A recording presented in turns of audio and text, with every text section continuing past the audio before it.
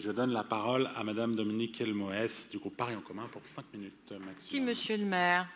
Monsieur le maire, mes chers collègues, la ville de Paris souhaite rappeler l'insurrection du ghetto de Varsovie, symbole fort de la résistance des Juifs pendant la Seconde Guerre mondiale.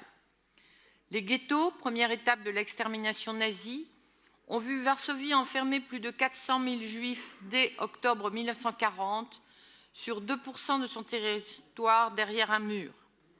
Les conditions de vie y étaient volontairement inhumaines, surpopulation, famine, insalubrité, causant des dizaines de milliers de morts. Malgré cette destruction, une vie juive intense s'y maintenait, entraide, éducation, culture.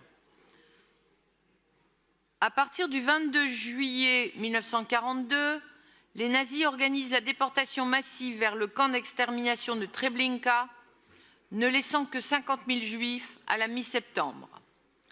Face à la mort certaine, des organisations juives préparent la résistance armée.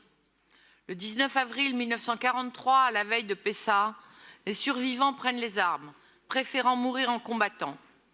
Ils résistent jusqu'au 16 mai 1943, plus d'un mois donc. Cette insurrection, gravée par les témoignages dont celui de Marek Edelman, l'un des commandants, incarne un choix radical de dignité et de résistance. Pour honorer leur mémoire, il est proposé d'apposer une plaque commémorative place Marek Edelman dans le 11e arrondissement, rappelant, je cite, la déportation massive vers Treblinka, le soulèvement populaire mené presque sans armes, la décision de certains combattants de se donner la mort plutôt que de se rendre, le rôle de Marek Edelman.